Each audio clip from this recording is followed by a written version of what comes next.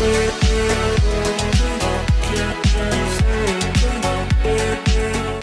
Students, welcome to Fuke education. मेरा नाम है आकाश रजक और आज हम स्टार्ट करके अपनी सीरीज को कंटिन्यू करते हुए चैप्टर 6 स्टाफिंग के लॉन्ग आंसर डिस्कस करेंगे, जो कि आपके एग्जाम्स के हिसाब से बहुत ही इंपॉर्टेंट होने वाले। तो यहाँ पे हमारा जो पहला क्वेश्चन है, define staffing, explain the importance of staffing as a managerial function.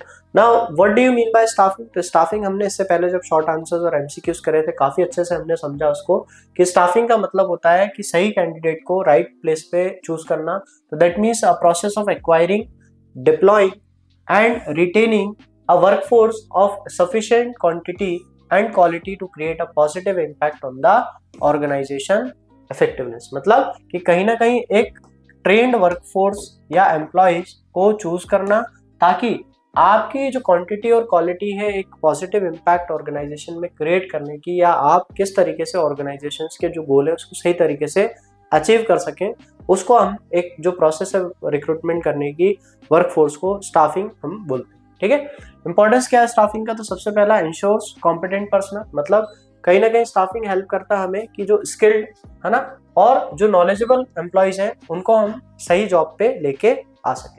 दूसरा, एम्प्लॉयज की जो प्रोडक्टिविटी है उसको क्या करेगा, वो इम्प्रूव करेगा, क्योंकि कहीं ना कहीं जो ऑर्गेनाइजेशन का स्टाफ अगर सही प्रॉपर तरीके से रिक्रूटेड होगा, नॉलेजेबल स्किल्ड रिक्रूट होगा, तो जो रिसोर्सेज होंगे उनका भी ऑप्टिमम यूटिलाइजेशन होगा। थर्ड है एनहेंस इंप्रूव जॉब सेटिस्फेक्शन। तो कहीं ना कहीं जब रोल उनके स्किल के अकॉर्डिंगली हम क्या करेंगे, देंगे एम्प्लॉयज को, तो एम्प्लॉयज भी जो होगा वो मोटिवेटेड होगा, उसका जो मॉरल होगा वो भी क्या होगा, बूस्ट होगा और वो सेटिस्फाइड होकर उस वर्क को कंप्लीट करेगा। इसके बाद है फैसिलिटेट ग्रोथ। फैसिलिटेट मतलब एम्प्लॉय जो ऑर्गेनाइजेशन है उसकी ग्रोथ में मदद करता है, क्योंकि जो एक ट्रेंड वर्कफोर्स होगा वो हमेशा जो ऑर्गेनाइजेशंस के लॉन्ग टर्म और शॉर्ट टर्म जो गोल्स हैं उनको अचीव करने में हेल्प करता है। और लास्ट है सपोर्ट एडेप्टेबिलिटी। एडेप्टेबिलिटी मतलब कि जो भी चेंजेस होते हैं डायनेमिक एनवायरनमेंट में या चेंजिंग एनवायरनमेंट में, उन चेंजिंग एनवायरनमेंट को हम प्रॉपर ट्रेनिंग देके डेवलपमेंट करके एम्प्लॉयज के अंदर एक्वायर्ड कर सकते हैं। तो कहीं ना कहीं एम्प्लॉयज आसानी से जो भी चेंजेस है, क्योंकि वो स्किल्ड है, तो वो आसानी से उस चीज को क्या कर लेगा, अडॉप्ट कर लेगा।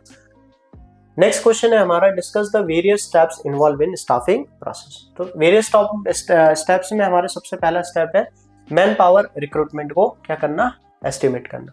क्योंकि जब तक आप फोरकास्ट मतलब प्री अज्यूम नहीं करोगे कि कितने लोगों की जरूरत है, तो workforce need based on the organizational goal. तो कहीं ना कहीं हमारे जो गोल होंगे, हमारे जो टारगेट होंगे, हमारे जो एग्जिस्टिंग एम्प्लॉय कैपेसिटी है या कोई नया बिजनेस है तो उसको कितने लोगों की जरूरत है, एम्प्लॉयज की नीड है, उसको सबसे पहले एस्टिमेट कर दो।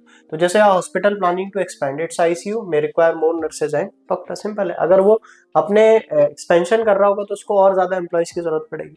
इसके बाद आता है रिक्रूटमेंट। रिक्रूटमेंट का मतलब है अट्रैक्ट करना या इनवाइट करना कैंडिडेट्स को। वो आपका इंटरनल सोर्स भी हो सकता है, इंटरनल मतलब विद इन द ऑर्गेनाइजेशन, और एक्सटर्नल सोर्स भी हो सकता है कि ऑर्गेनाइजेशन के बाहर से आप लेके आ रहे हो, जैसे इसमें कैंपस प्लेसमेंट दिया है ना, ये क्या होगा, आपका एक्सटर्नल सोर्स होगा रिक्रूटमेंट।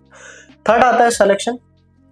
सिलेक्शन का मतलब होता है जब लोगों ने अप्लाई करा जॉब के लिए, तो उनमें से जो मोस्ट सुटेबल कैंडिडेट है उनको स्क्रीनिंग, इंटरव्यू या टेस्ट के द्वारा क्या करना, सेलेक्ट करना। तो आप उनको क्या करोगे, सेलेक्ट करोगे। तो इसमें आप एप्टीट्यूड, टेक्निकल टेस्ट या सॉफ्टवेयर जो भी, जैसे डेवलपमेंट, जो भी जिस भी पर्टिकुलर जॉब पोजीशन के लिए होगा उसका उस हिसाब से आप ट्रेड टेस्ट लोगे, है ना, कि वो जो फील्ड है उसमें नॉलेजेबल है कि नहीं है, स्किल्ड है कि नहीं। इसके बाद आता है प्लेसमेंट। जब आप सेलेक्ट कर लोगे तो उसको प्लेस करोगे। प्लेस मतलब उसको राइट जॉब पोजीशन में सेलेक्ट करके उसको जॉब दोगे। और इसके बाद है ओरिएंटेशन। ओरिएंटेशन का मतलब है जो एम्प्लॉयज है उसको इंट्रोड्यूस करना ऑर्गेनाइजेशंस के कल्चर से, पॉलिसीज से, रूल्स से, जो एग्जिस्टिंग एम्प्लॉयज है उनसे। इसके बाद आता है ट्रेनिंग और डेवलपमेंट। तो ट्रेनिंग और डेवलपमेंट में आप क्या करेंगे, एनहांस एम्प्लॉयज की स्किल टू परफॉर्म इफेक्टिवली, ताकि एम्प्लॉयज इफेक्टिवली क्या कर सके, वर्क कर सके। तो एग्जांपल जैसे प्रोवाइडिंग लीडरशिप, है ना, training to a newly promoted manager. जो नया मैनेजर है उसको क्या लीडरशिप क्वालिटी या लीडरशिप की जो ट्रेनिंग है वो देना, क्योंकि अब वो टीम को लीड करेगा, और जब वो टीम को लीड करेगा तो उसमें उस स्किल का होना बहुत जरूरी है, प्रॉपर ट्रेनिंग प्रोवाइड करना। इसके बाद है परफॉर्मेंस अप्रेजल। परफॉर्मेंस मतलब कि जो आपने एक ऑब्जेक्टिव सेट करे हुए हैं, उस ऑब्जेक्टिव के हिसाब से एम्प्लॉयज अपनी जॉब को परफॉर्म कर रहा है कि नहीं कर रहा है। क्योंकि अगर एम्प्लॉयज अप टू लेवल एक स्टैंडर्ड अपनी जो परफॉर्मेंस है उसको शो नहीं करेगा तो वो एम्प्लॉयज के ऑर्गेनाइजेशन के लिए एक अनप्रोडक्टिव क्या होगा, काम होगा, तो उसको देखना। और लास्ट आता है कंपनसेशन, है ना। कंपनसेशन एंड रिटेंशन मतलब कि आप एक फेयर रेम्युनरेशन प्रोवाइड करो ताकि एम्प्लॉयज जो है वो ऑर्गेनाइजेशन में टिके रहें, बने रहें, ठीक। नेक्स्ट हमारा जो क्वेश्चन है, explain the concept of recruitment and differentiate between internal and external source of recruitment. तो रिक्रूटमेंट क्या है, एक प्रोसेस जहां पे identify, attracting and encouraging potential candidate को ताकि वो जॉब के लिए क्या करे, अप्लाई करे। जिसमें हमारे क्या क्या आ जाएंगे, इंटरनल सोर्स आ जाएंगे। इंटरनल मतलब विद इन ऑर्गेनाइजेशन, जो कि जनरली प्रमोशन, ट्रांसफर और जॉब पोस्टिंग से आती है। अब इसके फायदे क्या है हमें, सबसे पहला फायदा ये होगा, इकोनॉमिकल है, आपको ज्यादा पैसे खर्च नहीं करना क्योंकि एग्जिस्टिंग एम्प्लॉइज को ही आपने दूसरी पोजीशन पे लेके आया। क्विक है क्योंकि आपको ज्यादा वेट भी नहीं करना, ठीक है। दूसरा, एम्प्लॉय मोटिवेट होता है जब आप उसको प्रमोशन करते हो या ट्रांसफर करते हो, तो उससे क्या होता है, एम्प्लॉइज को कुछ नया सीखने को मिलता है। दूसरा, लिमिटेशन यही है, एक स्टैग्नेशन मतलब एम्प्लॉइज को रुका हुआ एक तरीके से फील होता है, मतलब कि वो ऑर्गेनाइजेशन में ग्रोथ तो देख रहा है मगर अगर फ्रीक्वेंट ट्रांसफर होगा तो कहीं ना कहीं अपने वर्क से क्या होगा, डिस्ट्रैक्ट होगा।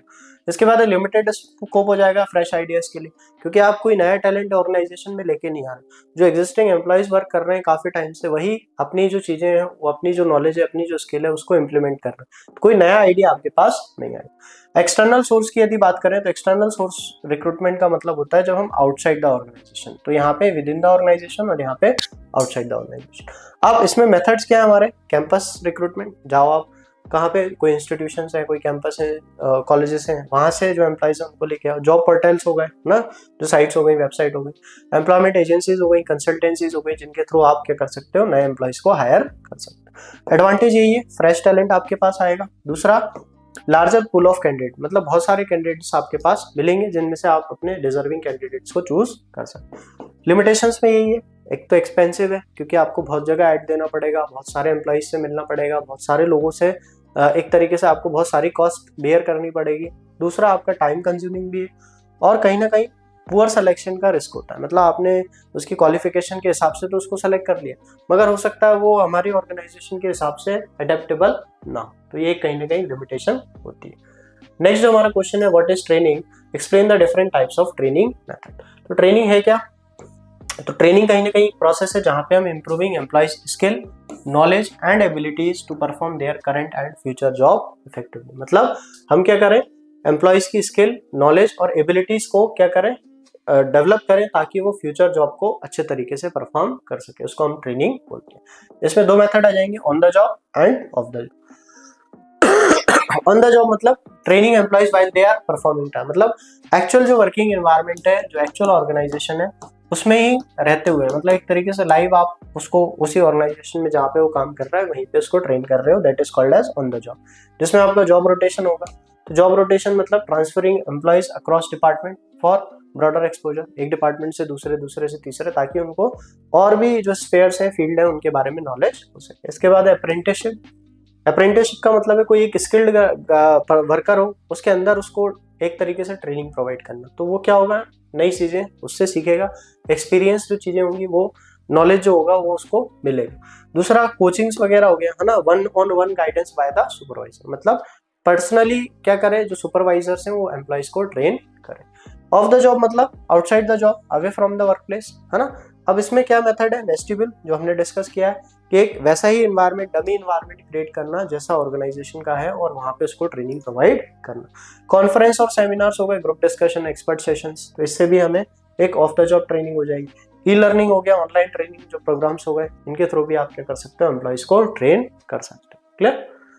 नेक्स्ट जो हमारा क्वेश्चन है, why is training necessary for employees, explain any two methods of training. तो ट्रेनिंग क्यों जरूरी, तो इम्प्रूव, सबसे पहला तो आपको क्यों जरूरी है, क्योंकि कहीं ना कहीं एम्प्लॉइज की जो एफिशिएंसी या प्रोडक्टिविटी है उसको इम्प्रूव करती है, क्योंकि आप जब उसको ट्रेन करते हो तो आप उसको सारी चीजें बताते हो कि किस तरीके से वो अपने काम को पूरा करेगा, क्या टास्क उसको कंप्लीट करने हैं, कैसे वो अपने गोल्स को अचीव करेगा, तो कहीं ना कहीं उसकी जो एफिशिएंसी या प्रोडक्टिविटी है वो भी क्या होगी, इंप्रूव होगी। दूसरा, prepares employee for higher responsibilities, जब उसको ट्रेनिंग मिलेगी तो उससे क्या होगा, वो और रिस्पॉन्सिबल खुद को महसूस करेगा, उसका जो मॉरल होगा, उसका जो मोटिवेशन होगा, वो क्या होगा, इंप्रूव होगा, और वो क्या होगा, आने वाली जो सिचुएशंस होंगी उनको हैंडल करने के लिए तैयार रहेगा। इसके बाद है reduce the need for supervision, क्योंकि जब आप ट्रेन कर दोगे तो एम्प्लॉय परफेक्टली किसी काम को कर सकता है, तो आपको सुपरविजन करने की भी जरूरत नहीं होगी अगर उसको वो प्रॉपर ट्रेंड या स्किल्ड उस बारे में होगा।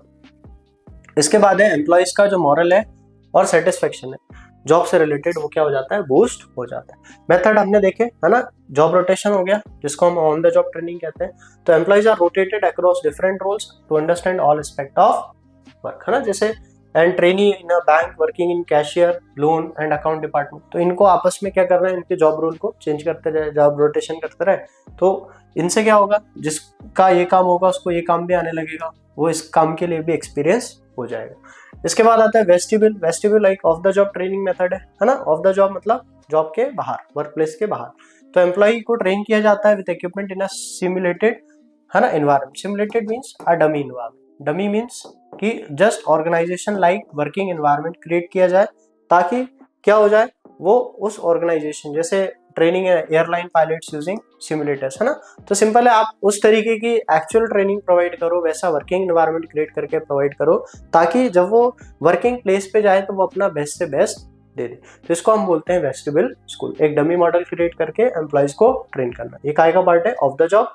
और जॉब रोटेशन, प्रमोशन, ट्रांसफर, ये काय का है ऑन द जॉब ट्रेनिंग। तो ये हमारे कुछ एमसीक्यू फुल लेंथ क्वेश्चंस थे, लॉन्ग आंसर्स क्वेश्चंस थे, जो कि आपके एग्जाम पॉइंट ऑफ व्यू से काफी इंपॉर्टेंट होने वाले हैं। तो यदि आपको वीडियो अच्छी लगी है तो वीडियो को लाइक करें, चैनल पे नए हैं तो चैनल को सब्सक्राइब करें, ताकि ऐसे ही और इन्फॉर्मेटिव वीडियोस हम आपके लिए लाते रहें। Thank you.